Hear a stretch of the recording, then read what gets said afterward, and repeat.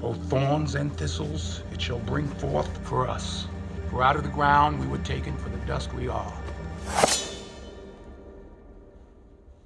And to the dust we shall return.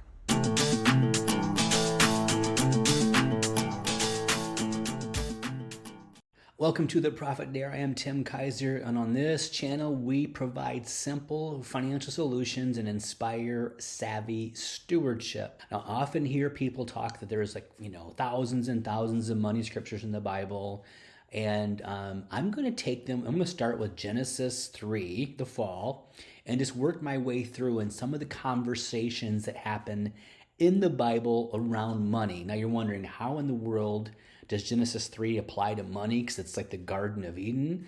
Well, it affects everything that we do going forward.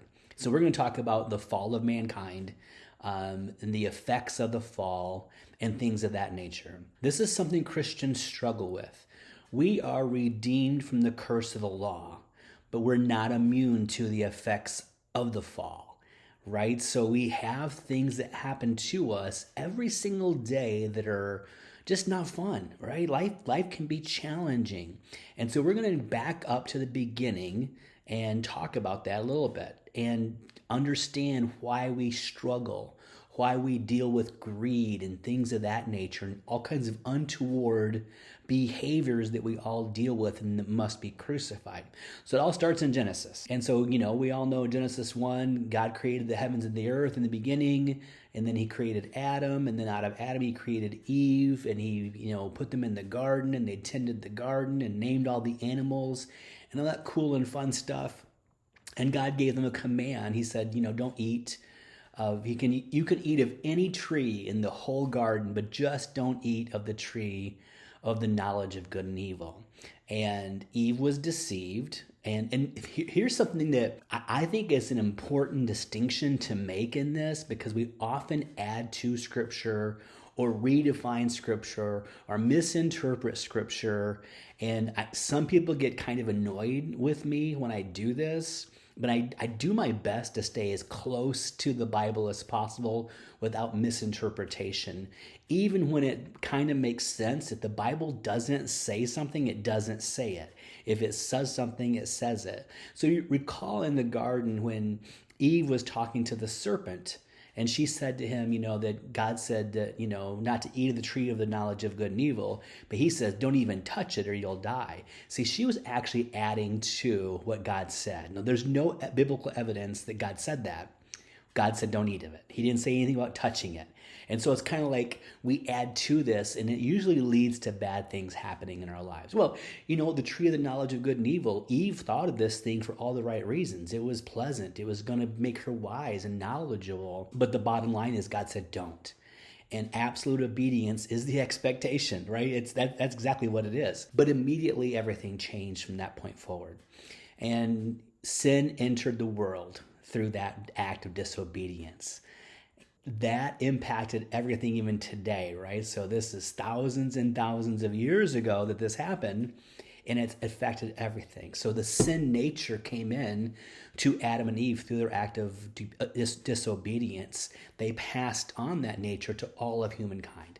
So we all deal with greed and things of that nature, but what really happened in this context, Scarcity entered into the economy of mankind.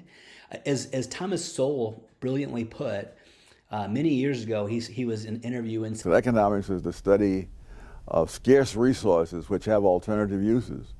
In other words, there was no economics in the Garden of Eden. So economics is just the study of scarce resources. You have $100 and you can only do $100 worth of stuff with it. You might get some deals, but you can't do everything. You have to make trade-offs and decisions based on the money you have and the time that you have. And so all of a sudden there was absolute plenty, abundance everywhere, and that scarcity entered in. Also greed entered in, and trade-offs and things of that nature entered in that God had not designed for that garden, but that sin consequence brought it in. And then now we have to deal with that consequence all the time. And so here's what happened. God pronounced curses upon the serpent, upon Eve, upon Adam, and there were some innocent bystanders as well. And the first curse he gave to, well, it's also kind of crazy because they started playing the blame game. And, first of all, Adam's said, it was this woman you gave me. And Eve's like, it was the serpent's fault. No one took personal responsibility. And it kind of passed on to Cain too, because when God corrected Cain, he's like, not my fault, and he whacked his brother, right? So, but to the serpent, he gave a curse. That's verse 14 and 15, and it kind of a prophetic utterance from God about how Jesus eventually will crush the head of the serpent. To the woman, he gave a curse that says she will be in pain through childbirth, which any woman that's ever had a baby understands this. Even with epidurals, there's still pain involved and a lot of sacrifice involved in giving birth. Your desire shall be contrary to your husband, but he shall rule over you. So that all of a sudden came into the curse. But to Adam, and I'm gonna read this one. To Adam, he said, because you have listened to the voice of your wife and have eaten of the tree of which I commanded you, you shall not eat of it. Cursed is the ground because of you. In pain you shall eat of it all the days of your life. Thorns and thistles it shall bring forth for you. This reminds me of the book of Eli, which I love that movie. Thorns and thistles it shall bring forth for you, and you shall eat the plants of the field. By the sweat of your face you shall eat bread, till you return to the ground. For out of it you were taken, for you are dust, and to dust you shall return. And that curse happens and was brought upon all of us. That's Genesis 3, verses 17 through 19. And we deal with this now. Work is work. It's a 4-letter word. It's laborious, and so now the ground is cursed. So we have to actually work it harder. Do you ever wonder sometimes? I always think this is the funniest thing. We work really hard to keep our grass green. We have a small garden, to create some vegetables in the summertime. And it takes so much effort to work in that and keep it right. But weeds will grow anywhere. I drive home across a bridge from work, and always every summer there's this massive weed that grows on the side of the road by this bridge. It's like it doesn't need anything. It's just like that's one of the things I say, that weeds, you get in your garden, they get in your yard, grow up through your sidewalk. They're relentless. But you have a rose bush or a tomato plant, man, you have to fight to keep that thing alive. But that curse happens. And here's, again, I'll repeat it a little bit, is that we as human beings, through the blood of Christ, have been redeemed from the curse of the law. Some people think, inaccurately, that redeems them from problems or troubles or situations or circumstances, and it doesn't. We always are going to fight through the fall of man, redeemed from the curse of the law, but not immune to the effects of the fall. Redeemed from the curse, not immune to the effects of the fall. So that sin nature, even as a new creation, still is in us and has to be crucified every single day. We have to deny ourselves and pick up our cross and follow Jesus if we're one of his disciples. We don't get to a free pass on the harms and troubles and anguish of life. Well, why be a Christian then? Once I said in the book of Malachi, well, why is this? Sometimes you gotta be tough, right? You gotta toughen up. You can't just have a life of ease and comfort. Jesus never promised that. Paul never promised that. Peter never promised that. Preachers that promise that, you should mark them and probably avoid them because they're not telling you the truth. And all of a sudden something bad happens to you and you think you've done something wrong and you've not. You just live in a sin-cursed planet. And you have to every day. We have this disease in us called sin, and every day we have to get up and fresh and new and walk in God's forgiveness and his redemption, his redeeming power, the washing of the water, the word, the denial of self, all those things. And this is why you have abundance in the world, and yet you have poverty and starvation. I mean, there are enough resources in this world to care for everybody. And that's why, say a communist mindset on, first blush, it sounds, everyone share. Unfortunately, what happens in most situations like that, those are in charge, they aren't looking out for anybody except for themselves. That's why a lot of times you send aid to a country that's struggling, and the only people who are getting the aid or getting the wealth or the riches are those in charge, and the regular people are just starving to death. And so you know that's a fact of life. You can say it's not fair all you want, but that's super naive, right? Life is just tough sometimes.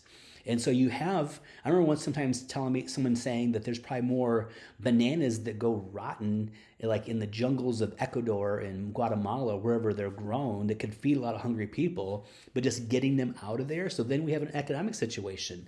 Bananas are pretty inexpensive, right? So let's use this as an example. You can get them for like 50 cents a pound. But you have to go to where they're grown. You know, you don't grow bananas everywhere, and you have to ship them to the countries that need them. And there's a lot of planning, and it's expensive. It's a trade-off. Do I do this? And these are all parts of the curse.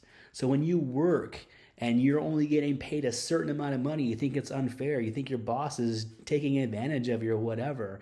It's a trade-off. Your labor has to be more. Your labor has to create more value than they're paying you, or it's not a good deal for them. It goes both ways, right? And this is all part of the curse. And we can in our minds think of we could think of a better way of doing this. And a lot of times the utopian mindset. If you had someone who was totally sincere and loved people unconditionally, it would work. But there is no human being like that. The only person like that is Jesus. And so until we get to heaven, until this whole earth is coming to an end and there's a new heaven and a new earth, it's not going to work. Because we as humans, even us that think we're just good people and we have such a great motive, we still have a tendency to self-preserve. And we'll help some people, but we won't help everybody. We have dividing lines, and we have all kinds of things that we put in that God never does. And again, this is not trying to say, this is woe is me, depressing, whatever. I'm just saying this is the way that it is. And so that situation in Genesis chapter 3, the curse that came on Adam and came on Eve, and it came on the earth. The earth is groaning now. The earth is cursed. The animals are cursed. They were before living in harmony, and now they're like killing each other and eating one another. The whole world is under this curse. And until it's redeemed, until the very end, it's going to continue to be that way. We're going to have volcanoes and hurricanes and tornadoes and blizzards and earthquakes and things of that nature until the end. And this is all part of the curse. You're going to have to work 40 hours, 50 hours, whatever. There's going to be times when you're not going to have enough money and you're going to have to make trade-offs. Do you buy, clothes for your kids? You buy groceries for your kids? And I'm not trying to make light of this. I'm just trying to tell us that that's what's happening in the earth right now because of the fall. And that's why I teach here in this channel, and I have a new book coming out called Savvy Stewardship, that first of all, we must earn money.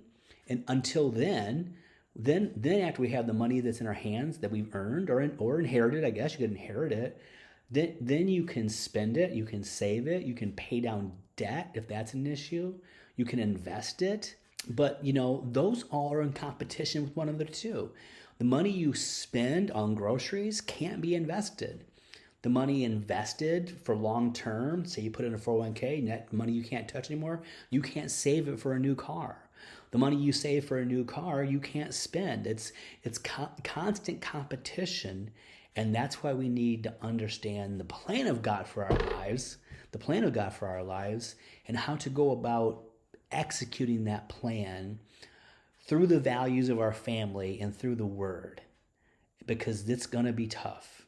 I never ever want to tell you, and never would tell you, that all you have to do is drop some money in the offering plate or pay a certain percentage of your income and your life is going to be easy, because that's simply untrue. It's simply untrue. Here we're gonna go through as many of these as we can. We'll go through like here with Adam and Eve, and we'll do Cain and Abel, and we'll do Noah and seed time and harvest, and we'll talk about Abraham and Isaac, and we're gonna go through these and just chit chat 10, 15, 20 minutes at a time, and use Bible texts to talk about finances, and it could be directly or indirectly, but this is kind of indirectly, but does impact us. So the fact that your salary is not increasing the way you want it to, and the bills are coming due, this is all part of the curse. And you trust me when I say you're not alone in this. Everyone faces these problems. Yeah, you have your exceptions like your Elon Musks and your people like that own Facebook or whatever, but they have their own problems. And the moment we think money's going to solve problems, if money can solve the problem, it's not really a problem. Let's put it that way. Because the biggest things in my life right now that I'm facing, there's not enough money in the world to solve them. And so now trust me, having a little bit of extra money, it makes it a little more peaceful. I mean, I don't like hearing the beep, beep, beep sound in the middle of the night and thinking someone's repoing my car, or that your light's going to get shut off because you didn't pay the bill, or your house is going to get repossessed because you didn't pay the mortgage. Those aren't fun feelings either. But there are bigger problems than those too, right? So that's it. The curse on mankind, the fall of mankind, Adam and Eve. And I just want to give some perspective to it all. And hopefully this video has helped somebody. If it has, please like, subscribe, share. I will see you soon with a new video. And until then, I dare you to profit so you can practice and promote radical, revolutionary, fearless generosity. Blessings to you.